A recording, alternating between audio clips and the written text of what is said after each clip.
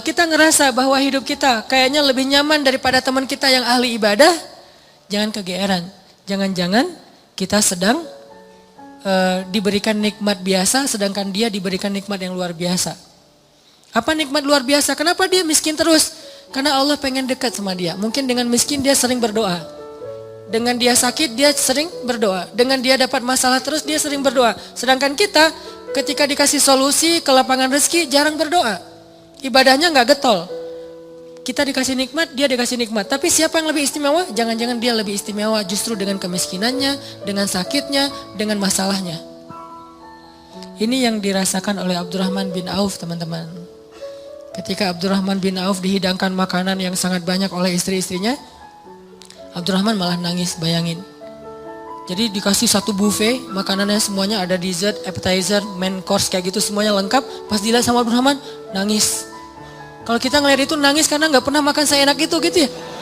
Ini nangis karena aduh kok gini-gini banget ya hidup saya kok nikmat banget sih. Akhirnya istrinya nanya kepada Abdurrahman, "Ma yubki kayak Abdurrahman. Kenapa kamu nangis wahai Abdurrahman bin Auf?" Kata Abdurrahman, "Bagaimana saya tidak nangis? Ada orang yang lebih soleh dari saya, hidupnya susah. Siapa dia? Hamzah dan Mus'ab bin Umair. Sampai keduanya ketika meninggal dalam perang Uhud, saking miskinnya gak punya kain kafan. Satu-satunya kain kafan mereka selimut kecil yang kalau ditutup kepala kelihatan kaki. Ditutup kaki kelihatan kepala. Saking miskinnya gak punya apa-apa untuk dikafanin. Sedangkan saya yang amalnya sedikit, Allah limpahkan nikmat yang sangat banyak. Saya jadi curiga," kata Abdurrahman bin Auf. Curiga apa? Jangan-jangan mereka yang lebih soleh, kesolehan mereka itu dibalas oleh Allah nanti di akhirat. Makanya diirit di dunia. Sedangkan saya gak soleh-soleh amat, ketidaksolehan saya itu dibalas di dunia. Terus dapat apa nanti saya di akhirat? Nangislah Abdurrahman bin Auf, gak jadi makan. Ini artinya orang kaya tapi gak GR. Kalau yang barusan kita baca di surah Al-Kahfi, orang kaya GR. Allah sayang banget ya sama saya. Nanti kalau saya meninggal pasti dikasih yang lebih banyak lagi. Ini teman-teman. Ternyata ukurannya biar kita gak GR itu adalah siapa yang paling dekat kepada Allah. Kalau ada orang kaya dengan kekayaannya rajin sedekah, kita harus acungkan jempol. Oh berarti dia dengan kekayaan itu makin soleh. Kalau kita dengan kekayaan rajin sedekah, rajin bantu orang lain, mudah-mudahan kita husnuzon di sini. Tapi kalau dengan kekayaan kita jadi lalai, jangan kegeeran.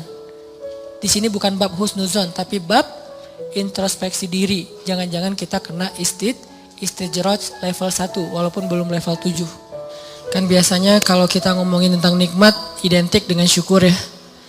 Terus kalau ujian identik dengan sabar. Tapi gak selalu kayak gitu keadaannya. Kadang-kadang nikmat itu bisa bikin kita GR. Ujian bisa bikin kita salah sangka kepada Allah Subhanahu wa taala.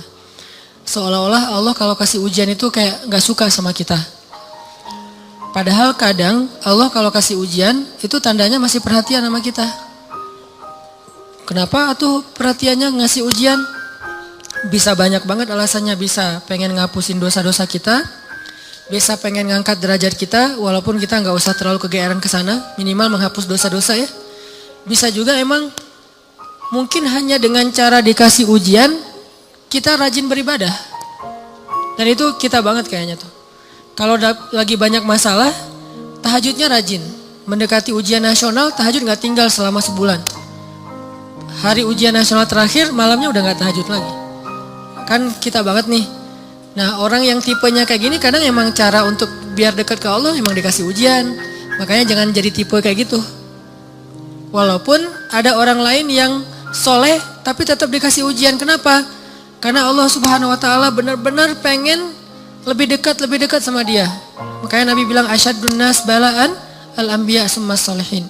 Orang yang paling banyak diuji sama Allah itu orang para nabi, kemudian orang soleh, kemudian yang mendekati kesolehan dan seterusnya dan seterusnya. Ternyata kadang ketika kita dikasih nikmat, kita tuh jadi kegeeran. Jangan-jangan ternyata nikmat itu bukan sebuah anugerah, justru nikmat itu adalah sebuah istidraj. Gimana kita ngebedain anugerah sama istidraj? Indikatornya sederhana. Seperti apa hubungan kita dengan Allah lewat nikmat itu. Kalau nikmat itu menjauhkan kita dari Allah dan makin nikmat makin jauh, biasa-biasa aja, lempeng dalam urusan agama, berarti nikmat itu adalah istidraj. Kalau nikmat itu bikin kita makin bersyukur, bentuk syukurnya bisa makin dekat ke Allah dalam bentuk ibadah, bisa juga makin banyak manfaatnya ke orang lain dengan berbagi, berarti nikmat itu adalah anugerah. Dua-duanya nikmat, karena dua-duanya dinikmati. Tapi ada anugerah, fadl, ada juga istidraj. Atau kadang-kadang kegeeran kita kasus yang lain, misalnya gini, kayak dalam keluarga ya, dalam keluarga kita berdoa nih, berdoa, ya Allah mudahkanlah rezeki saya, keluarga saya, pasangan saya, kayak gitu-gitu. Atau anak kita sakit, terus kita berdoa, ya Allah sembuhkanlah anak saya. Yang berdoa malam itu bukan cuma kita loh. Orang tua kita berdoa, pasangan kita berdoa. Kadang sampai pembantu juga berdoa. Tiba-tiba Allah kasih kita nikmat lewat doa ini. Misalnya anak sembuh, misalnya kita lulus ujian, misalnya dapat kerjaan, terus kita tiba-tiba kegeeran. Ya doa saya diijabah banget ya. Di sini nih kegeerannya nih. Apa ini enggak husnuzon Ustaz? Husnuzonnya kalau Allah Maha baik ya, mau mengijabah doa orang yang tidak layak diijabah. Ini husnuzon. Kalau kegeeran, ya alhamdulillah saya orangnya layak diijabah doa ya. Doa saya itu cepat banget diijabah, lo baru semalam doa, hari ini udah ijabah. Kalau yang diomongin adalah kitanya, itu kegeeran. Kalau yang diomongin adalah kebesaran Allahnya, itu namanya husnuzon, bagian dari tahadus bin ni'mah. Wa amma bi ni'mati rabbika fahaddis. Yang dibicarain tuh bukan kita, tapi Allahnya. Atau kalau mau lebih nggak GR lagi, kita berhusnuzonnya bukan cuman ke Allah. Allah Maha baik plus, oh ini kayaknya ada doa di dalam keluarga saya nih yang diijabah oleh Allah. Bisa doa ibu, bisa doa ayah, bisa doa pasangan, bisa doa bahkan pembantu yang kita nggak tahu diam-diam dia mendoakan kita. Jadi bukan kitanya yang hebat, yang keren, yang soleh, tapi ada orang lain di sekeliling kita yang soleh kemudian mendoakan sehingga memudahkan urusan kita. Sama kayak dalam dakwah, misalnya saya dengan teman-teman bikin pemuda hijrah nih. Pemuda hijrah ini dulu taklimnya 3 tahun yang lalu paling banyak cuma 30 orang. Selama 8 tahun. Tiba-tiba alhamdulillah Allah berikan keberkahan, jadi rame. Kita jadi bareng-bareng sekarang, ada ribuan orang misalnya. Saya selalu mention ke teman-teman, ini pasti ada orang di antara tim kita nih, yang dia itu sama Allah itu dekat banget, yang diam-diam malam dia berdoa, gara-gara doa dialah jadi banyak kemudahan untuk kita. Bukan, mungkin yang doa semua ikut berdoa, saya berdoa, teman-teman semuanya berdoa, cuman jangan kegeeran, ya alhamdulillah ya, saya baru doa kemarin, sekarang udah diijabah. Ini kalau kita kayak gini, ini agak kegeeran. Sesekali wajar. Kalau sering kali, ini gak bagus. Bikin kita jadi ngerasa udah baik, udah soleh. Dan Allah mengatakan, fala tuzakku anfusakum. Jangan kalian menganggap diri kalian udah baik, soleh, suci. Huwa a'lamu bimanittaqo. Allah lebih tahulah siapa yang paling taat. Jadi teman-teman, kadang kayak gitu kegeerannya. Atau ada juga bentuk kegeerannya gini. Dia jomblo. Udah gitu, ngelamar cewek hafizah 30 juz.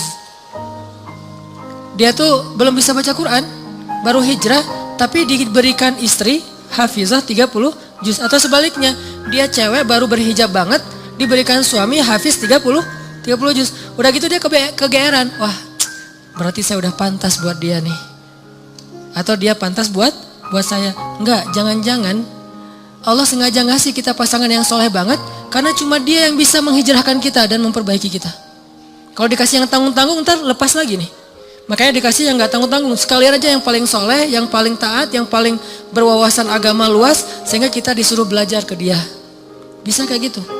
Padahal yang datang ke dia tuh banyak. Ada yang sama-sama hafiz. Kenapa yang lebih baik dari kita hafiz gak diterima? Karena udah sama-sama soleh. Terus siapa lagi yang perlu diperbaiki kan? Bisa jadi kita justru ketemu dengan orang yang keren, karena Allah pengen memperbaiki kita dengan lewat orang itu. Ini biar kita gak kegeeran. Ustadz, kenapa sih harus gitu-gitu amat? Karena itulah sifat orang yang beriman.